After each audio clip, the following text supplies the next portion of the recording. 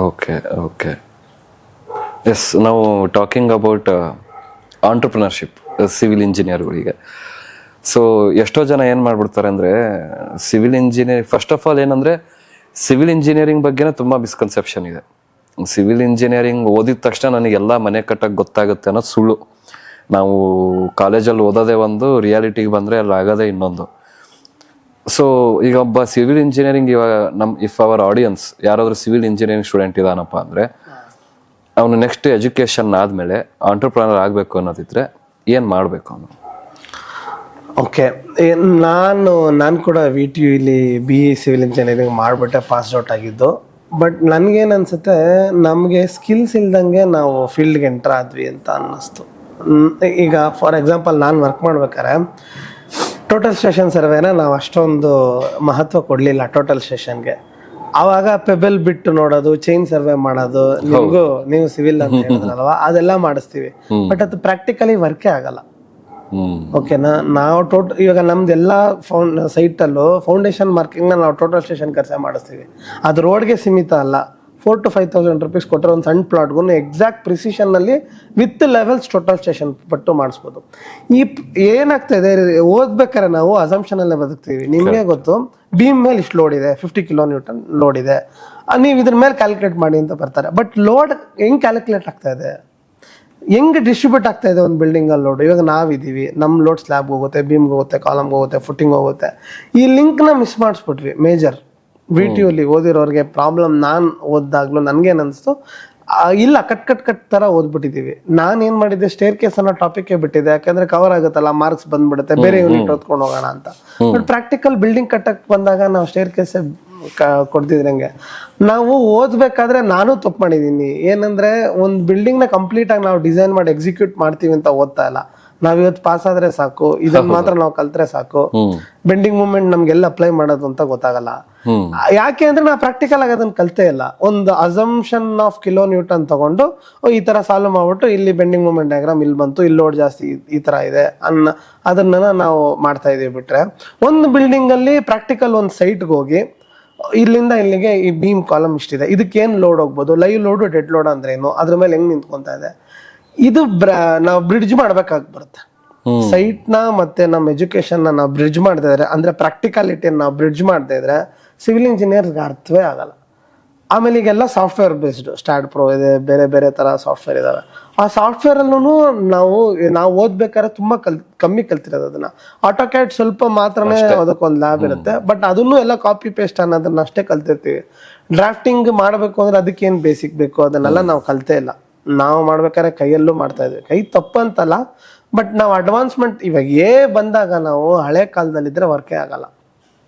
ನಮ್ಮ education system ಖಂಡಿತವಾಗ್ಲೂ practically oriented ಆಗ್ಬೇಕಾಗತ್ತೆ. 50% ನಾವು ಸೈಟಲ್ಲಿ ಕಲಿಬೇಕು ಸಿವಿಲ್ ಇಂಜಿನಿಯರ್ಸ್. ನೀವು ಎಷ್ಟೇ ನೀವು ಓದ್ತಾ ಇದ್ರು ಕುತ್ಕೊಂಡು ಆಗಲ್ಲ. ನಾವು ಅದನ್ನ ಇಂಪ್ಲಿಮೆಂಟ್ ಮಾಡಕ್ ನಮ್ಗೆ ಅರ್ಥ ಆಗ್ಬೇಕು. ಈಗ ನಮ್ಗೆ ಬಿಲ್ಡಿಂಗ್ ಡಿಸೈನ್ ಅಂತ ಬಂದ್ರೆ 10x10 ರೂಮ್ ಅಂದ್ರೆ ನಮ್ಗೆ ಏನ್ ಗೊತ್ತಾಗುತ್ತೆ? ಒಂದು ಮನೆ ಕರ್ಕೊಂಡೋಗಿ ಇದು 10x10 ಅಂದ್ರೆ ನೀವು ಈ ತರ ಡಿಸೈನ್ ಮಾಡಿ. ಪ್ರಾಕ್ಟಿಕಲ್ ಅಪ್ರೋಚಸ್ ಎಲ್ಲೋ ಮಿಸ್ ಆಗಿದೆ. ಜೊತೆಗೆ ಕೆಲವೊಂದು ಇವಾಗ ಸ್ಟಾರ್ಟ್ ಆಗಿದೆ ಏನಂದ್ರೆ ಬ್ರಿಡ್ಜಿಂಗ್. ನಮ್ಮ ಇಂಡಸ್ಟ್ರಿಗೆ ಏನ್ ಬೇಕು ಅನ್ನೋ ಒಂದು ಟ್ರೈನಿಂಗ್ ಸೆಂಟರ್ಸ್ ಕೂಡ ಜಾಸ್ತಿ ಆಗ್ಬೇಕು. ನಾವಿವಾಗ ನಮ್ಮ ಕಂಪ್ನಿಗೆ ಒಂದ್ ಒಳ್ಳೆ ಸಿವಿಲ್ ಇಂಜಿನಿಯರ್ಸ್ ಹುಡುಕ್ಬೇಕು ಅಂದ್ರೆ ನಾವು ಟ್ರೈನಿಂಗ್ ಕೊಟ್ಟು ಮತ್ತೆ ಅವ್ರನ್ನ ಒಳಗೆ ತಗೋಬೇಕು. ಇಂಡಸ್ಟ್ರಿಗೆ ರೆಡಿ ಇಲ್ವೇ ಇಲ್ಲ. ವೇಟ್ ಮಾಡಿ ಇನ್ನೂ ತುಂಬಾ ಇದೆ ನೀವು ನೋಡೋದು. ಬಟ್ ಇನ್ನೂ ಆದ್ರೂ ನೀವು ಯು ಕಿಂಗಿಗೆ ಏನಾದ್ರು ಸಬ್ಸ್ಕ್ರೈಬ್ ಮಾಡಿಲ್ಲ ಅಂದ್ರೆ ಇವಾಗಲೇ ಸಬ್ಸ್ಕ್ರೈಬ್ ಮಾಡಿ. ನಾನು ಕಂಪ್ನಿ ಸ್ಟಾರ್ಟ್ ಮಾಡಕ್ ಮುಂಚೆ ಕೆಲಸ ಮಾಡಿ ಅಲ್ಲೊಂದು ಸ್ವಲ್ಪ ಕಲ್ತಿ ಮತ್ತೆ ನಾವು 8 ವರ್ಷ ಓಪನ್ ಮಾಡಿದ್ಮೇಲೆ ಏನು ಕಲ್ತಿದ್ದೀವಿ ಅದು ಇವತ್ತು ಹೆಲ್ಪ್ ಆಗ್ತಾ ಇದೆ. ನಾವು ಸ್ವಂತ ಕಲಿಯೋವರೆಗೂ ಆಗ್ತಾನೆ ಇಲ್ಲ. ಅದ್ರಲ್ಲಿ ಎಷ್ಟೊಂದು ಮಿಸ್ಟೇಕ್ಸ್ ಆಗುತ್ತೆ. ನಾವೇನೇನೋ ನಾವು ಬೆಳೆದಿರೋಷ್ಟು ಟೈಮ್ ವೇಸ್ಟ್ ಮಾಡ್ತೀವಿ, ಎಲ್ಲ ಆಗುತ್ತೆ. ಬಟ್ ಎಜುಕೇಷನಲ್ಲಿ ಇವೆಲ್ಲ ಇನ್ಕ್ಲೂಡ್ ಆಗಿರ್ಬೇಕಲ್ವಾ? ಎಷ್ಟೊಂದು ಪಾಯಿಂಟ್ಸ್ ನಾವು ಎಜುಕೇಷನಲ್ಲೇ ಹೇಳ್ಕೊಟ್ರೆ ಪಕ್ಕ ನಾವು BE ಸಿವಿಲ್ ಓದ್ಬೇಕಾದ್ರೆ ನಮ್ಗೆ ಹೇಳ್ಕೊಡೋ ಅವಕಾಶಗಳಿತ್ತು. ಹೆಂಗ್ ಓದ್ಬೇಕು ಅನ್ನೋದನ್ನ ಹೇಳ್ಕೊಡ್ಬೇಕು. ಯಾಕೆ ಈ ಬೆಂಡಿಂಗ್ ಮೂಮೆಂಟ್ ಅನ್ನೋದು ಇಂಪಾರ್ಟೆಂಟು ಆಯ್ತಾ? ಸ್ಟ್ರಕ್ಚರಲ್ ಅನಾಲಿಸಿಸ್ ಏನಕ್ಕೆ ಇಂಪಾರ್ಟೆಂಟು, ಯಾವ ರೀತಿ ನೀವು ನೋಡ್ಬೇಕು, ಅದಿಲ್ವೇ ಇಲ್ಲ. ನೀವು ಯಾವುದೇ ಬುಕ್ ತೆಗೆದು ನೋಡಿ ಬರೇ ಒಂದು ಕೊಟೇಶನ್ ತರ ಇದೆ. ನೀವು ಒಂದು ChatGPT ಕೇಳಿದ್ರೆ ಅಬ್ರಿವೇಷನ್ ಹೇಳುತ್ತೆ ಅದ್ರ ಬಗ್ಗೆ, ವಾಟ್ ಈಸ್ ಬೆಂಡಿಂಗ್ ಮೂಮೆಂಟ್ ಅಂತ ಹೇಳುತ್ತೆ. Where to apply that bending moment ಅನ್ನೋದು ಮಿಸ್ಸಿಂಗ್ ಇದೆ. ಪ್ರಾಕ್ಟಿಕಲ್ ನಾಲೆಡ್ಜ್ ತುಂಬಾ ಮಿಸ್ಸಿಂಗ್ ಇದೆ. ಎಜುಕೇಶನ್ ಚೇಂಜ್ ಆಗ್ಬೇಕು. ಮೋರ್ ಆಫ್ ಇಂಟರ್ನ್ಶಿಪ್ ಲೆವೆಲ್ ಅಲ್ಲಿ ಬರಬೇಕು. ಆರ್ಕಿಟೆಕ್ಟ್ಸ್ಗೂ ಸಿವಿಲ್ ಇಂಜಿನಿಯರ್ಸ್ಗೂ ಇಲ್ಲೇ ಪ್ರಾಬ್ಲಮ್ ಆಗ್ತಿರೋದು. ಆರ್ಕಿಟೆಕ್ಟ್ಸ್ಗೆ ತುಂಬಾನೇ ನಾನು ಕೇಳ್ಪಟ್ಟಿದ್ದೀನಿ, ನಾನು ಆರ್ಕಿಟೆಕ್ಟ್ನೆಲ್ಲ ತೊಗೊಂಡಾಗ ವಿಚಾರಿಸ್ತಾ ಇದ್ದೆ, ನಿಮ್ಗೆ ಯಾವ ರೀತಿ ಎಜುಕೇಷನ್ ಇರುತ್ತೆ ಏನೋ ಆ ರೀತಿ ಎಲ್ಲ ಬಂದಾಗ ನಮ್ಮ ಅಕ್ಕ ಕೂಡ ಸಿಸ್ಟರ್ ಕೂಡ ಆರ್ಕಿಟೆಕ್ಟ್ ಆದ್ರಿಂದ ಎಲ್ಲ ಮಾತಾಡ್ತಾ ಇರ್ತೀವಲ್ಲ, ಅವ್ರಿಗೆ ಪ್ರಾಕ್ಟಿಕಲಿ ಸ್ವಲ್ಪ ಜಾಸ್ತಿ ಇದೆ. ಸಿವಿಲ್ ಇಂಜಿನಿಯರ್ಸ್ಗೆ ಇಲ್ವೇ ಇಲ್ಲ. ನಾವಿಲ್ಲಿ highway engineering, Jio technology engineering, structural analysis ಎಲ್ಲ ಹೇಳ್ಕೊಡ್ತಾ ಇದೀವಿ, ಆದ್ರೆ ಏನೂ ಗೊತ್ತಿಲ್ಲ. ಕರೆಕ್ಟ್. ಅದರಲ್ಲಿ ಸೆಲೆಕ್ಟೆಡ್ ಆಗಿ ತಗೊಂಡು ಎಲೆಕ್ಟಿವ್ಸ್ ಅಂತ ಬರುತ್ತೆ ಲಾಸ್ಟ್ ಇಯರ್ ಅಲ್ಲಿ, ಅದನ್ನ ಮುಂಚೆಯಿಂದಾನೇ ಪ್ಲಾನ್ ಮಾಡಿ ಯಾರಿಗೆ ಬಿಲ್ಡಿಂಗ್ ಕಟ್ಟಬೇಕು ಅಂತಿದ್ದಾರೆ ಅವ್ರದಕ್ಕೆ ಹೋಗ್ಲಿ, ಹೈವೇ ಯಾವ್ದಿದೆ, ಜಿಯೋಟೆಕ್ ಅಲ್ಲಿದೆ, ಅದು ಸ್ವಲ್ಪ ಎಲ್ಲ ನಾವು ಬ್ರಾಂಚಸ್ನೆಲ್ಲ ವಿಂಗಡಣೆ ಮಾಡಿ ಪ್ರಾಕ್ಟಿಕಲ್ ಆಗಿ ಹೇಳ್ಕೊಟ್ಟಾಗ ಮಾತ್ರ ಸಾಲ್ವ್ ಆಗುತ್ತೆ. ಇದು ಎಲ್ಲೋ ಮಿಸ್ಸಿಂಗ್ ಅಂತ ಅನ್ಸುತ್ತೆ. ನಿಮಗೆ ಒಳ್ಳೆ ಟ್ಯಾಲೆಂಟ್ ಇರೋ ಅಂದ್ರೆ ಪ್ರಾಕ್ಟಿಕಲಿ ಗೊತ್ತಿರೋ ಸಿವಿಲ್ ಇಂಜಿನಿಯರ್ ಸಿಗೋದೇ ಇಲ್ಲ, ಇಲ್ಲವೇ ಇಲ್ಲ. ಅವರು ಅದನ್ನ ಒಂದು ಕಂಪ್ನಿಗೆ ಹೋಗಿದ್ರೆ ಟೈಲ್ ಹೇಳ್ಕೊಟ್ರೆ ಟೈಲಲ್ಲೇ ಇದ್ಬಿಡ್ತಾರೆ ಅವರು. ಅವ್ರಿಗೆ ಪ್ಲಾಸ್ಟ್ರಿಂಗ್ ಬಗ್ಗೆನೇ ಗೊತ್ತಿರಲ್ಲ. ಸರ್ ನಾನು ಪ್ಲಾಸ್ಟ್ರಿಂಗ್ ಬಗ್ಗೆ ನಂಗೆ ಗೊತ್ತಿಲ್ಲ, ನಾನು ಟೈಲ್ ಅಷ್ಟೇ ನೋಡ್ಕೊಂಡಿರೋದು ಅಂತಾರೆ. ಆ ರೀತಿ ಮಾಡ್ಬಿಡ್ತಾ ಇದೀವಿ. ಒಂದು ಓವರ್ ಆಲ್ ಬಿಲ್ಡಿಂಗ್ ಪ್ರೋಸೆಸ್ನ ನಾವು ಹೇಳ್ಕೊಡ್ತಾನೆ ಇಲ್ಲ. ಬರೀ ಬಿಲ್ಡಿಂಗ್ ಪ್ರಾಸೆಸ್ ಒಂದು ಓವರ್ ಆಲ್ ಬಿಲ್ಡಿಂಗ್ ಪ್ರಾಸೆಸ್ ಅಂದ್ರೆ ಒಂದು ಬಿಲ್ಡಿಂಗ್ ಕಟ್ಟೋ ಪ್ರಾಸೆಸ್ ಸಿವಿಲ್ ಇಂಜಿನಿಯರ್ ಆಗಿ ಕಲಿಬೇಕು ಅಂದ್ರೆ ಎಂತ ಜಾಗದಲ್ಲಿ ಕೆಲ್ಸಕ್ಕೆ ಹೋಗ್ಬೇಕು ನೋಡಿ. ನಾನು ಯಾವತ್ತು ರೆಕಮೆಂಡ್ ಮಾಡ್ತೀನಿ, ನಾನು ಕಲ್ತಿದ್ದು ಚಿಕ್ಕ ಕಂಪ್ನೀಸ್ಗೆ ಹೋಗಿ, ಆಯ್ತಾ. ನಾವು ದೊಡ್ಡ ಕಂಪ್ನಿಗೆ ಹೋದಾಗ ಕಾರ್ಪೊರೇಟ್ ಕಲ್ಚರು, ಆ ಸ್ಟ್ಯಾಂಡರ್ಡೈಸೇಷನ್ನು, ಕ್ವಾಲಿಟಿ ಕಂಟ್ರೋಲ್ಸ್ ಎಲ್ಲ ಕಲಿಬೋದು.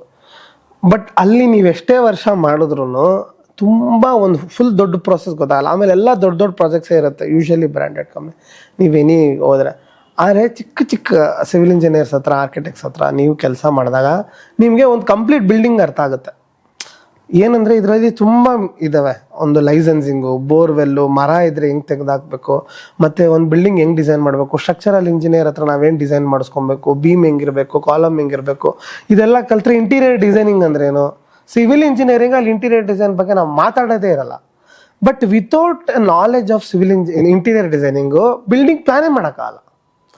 ಟಿವಿ ಇದೆ, ಎಲ್ಲಿ ಕೊಡ್ತಾ ಇದೀವಿ, ಏನಕ್ಕೆ ಕೊಡ್ತಾ ಇದೀವಿ, ಎಷ್ಟು ಹೈಟಲ್ಲಿ ಕೊಡ್ತಾ ಇದೀವಿ, ಇದೆಲ್ಲ ಕಲ್ತಿದ್ದೀವಿ ನಾವು. ಆಂಥ್ರೋಪೊಮೆಟಿಕ್ಸ್ ಕಲ್ತೇ ಇಲ್ಲ ನಾವು. ನಮ್ದ್ರಲ್ಲಿ ಬರೇ ಗೋಡೆ ಅಷ್ಟೇ ಹೇಳ್ಕೊಟ್ಟಿದ್ದೀವಿ ಬಿಟ್ರೆ ಅದ್ರೊಳಗಡೆ ಏನು ಬರಬೇಕು. ಆ ಇಂಟೀರಿಯರ್ ಡಿಸೈನ್ ನಾಲೆಜ್ ಇಲ್ಲ ಅಂದರೆ ಒಂದು ಬಿಲ್ಡಿಂಗೇ ಕಟ್ಟಕ್ಕಾಗಲ್ಲ.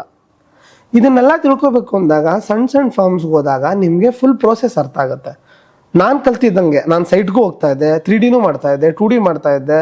ಡ್ರಾಯಿಂಗ್ ಇಂದ ಸೈಟ್ಗೆ ಹೆಂಗ್ ಹೋಯ್ತು ಅಂತ ಅರ್ಥ ಮಾಡ್ಕೊಂಡೆ. ಜೊತೆಗೆ ಮೆಟೀರಿಯಲ್ ಕ್ಯಾಲ್ಕುಲೇಷನ್, BOQ ಅಂತ ಹೇಳ್ತೀವಿ, bill of material quantities, BOQ ಹೆಂಗ್ ಮಾಡಬೇಕು, ಮತ್ತೆ ಅದಕ್ಕೆ ರೇಟ್ಸ್ ಹೆಂಗ್ ಅಪ್ಲೈ ಮಾಡಬೇಕು, ವೆಂಡರ್ ರೇಟ್ಸ್ ಏನು. ಯಾವ ಸಿವಿಲ್ ಇಂಜಿನಿಯರ್ಗೆ ವೆಂಡರ್ ರೇಟ್ ಗೊತ್ತು ಕೇಳಿ? ಒಂದು ಎಮ್ಸಾಂಡ್ ರೇಟ್ ಗೊತ್ತಾ? ನಮ್ಗೊಂದು ಕಲ್ಲಿನ ರೇಟ್ ಗೊತ್ತಾ? ಯಾರು ನಾವು ಅದು ಇಲ್ವೇ ಇಲ್ಲ ನಮ್ದ್ರಲ್ಲಿ. ಆಕ್ಚುಲಿ ಎಸ್ಟಿಮೇಷನ್ಗೆ ಅಂತಾನೆ ಒಂದು ಸಬ್ಜೆಕ್ಟ್ ಇದೆ. ಅದು SR ರೇಟು ಯಾವುದೋ ವರ್ಷದ ಮೇಲೆ ಇದೆ. ಹೌದು, ಕರೆಂಟ್ SR ರೇಟ್ಗಿನ್ನ ನಾವು ಮಾರ್ಕೆಟ್ ರೇಟ್ ಮೇಲೆ ಡಿಪೆಂಡ್ ಆಗ್ಬೇಕಾಗತ್ತೆ.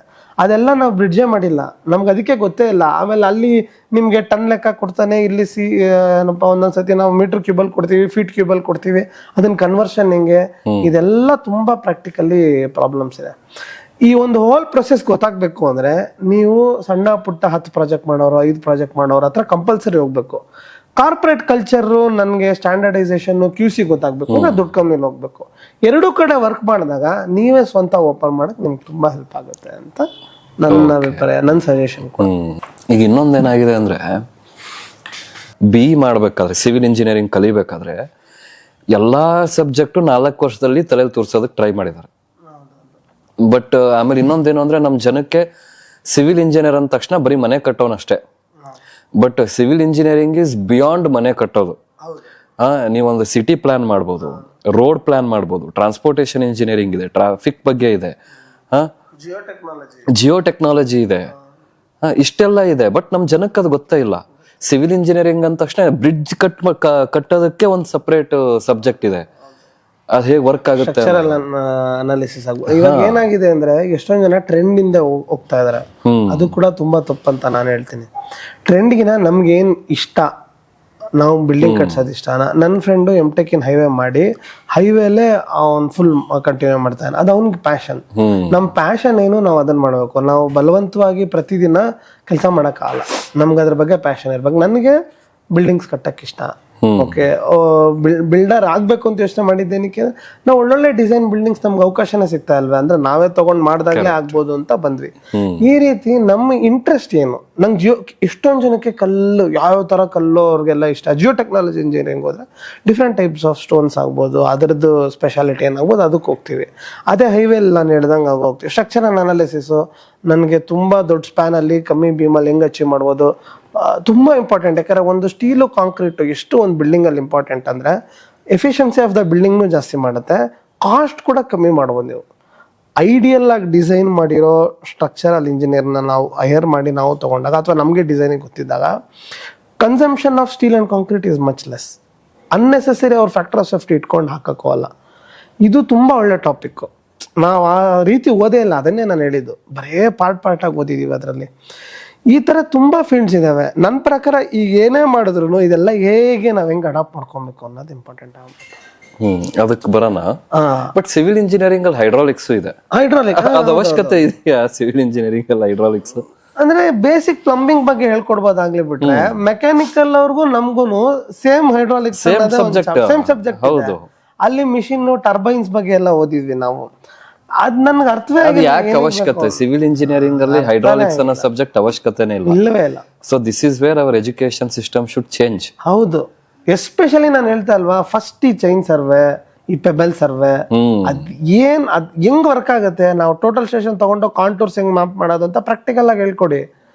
ಪ್ರತಿಯೊಬ್ಬರಿಗೂ ಮಿನಿಮಮ್ ಟೋಟಲ್ ಸ್ಟೇಷನ್ ತಗೊಂಡು ಆಟೋ ಕ್ಯಾಡಲ್ಲಿ ಹೆಂಗ್ ಮಾಡುವ, ವಾಟ್ ಈಸ್ ಎ ಕಾಂಟೂರ್, ಏನ್ ಲೆವೆಲ್ ಡಿಫ್ರೆನ್ಸ್, ಅದೆಲ್ಲ ತುಂಬಾ ಇಂಪಾರ್ಟೆಂಟ್. ಇವಾಗ ನಾನು ಸತ್ಯವಾಗ್ಲೂ ಹೇಳ್ತೀನಿ, ನಾನು ಇವತ್ತಿಗೂ ಟೋಟಲ್ ಸ್ಟೇಷನ್ ನಾನೇನು ವರ್ಕ್ ಮಾಡಿಲ್ಲ, ಬಟ್ ಅದು ಗೊತ್ತಿದ್ರೆ ಎಷ್ಟೋ ಇಷ್ಟ ಆಗ್ತಿತ್ತು. ಈಗ ಹೈಯರ್ ಮಾಡ್ಕೊಂಡು ಮಾಡ್ತಾ ಇದೀವಿ.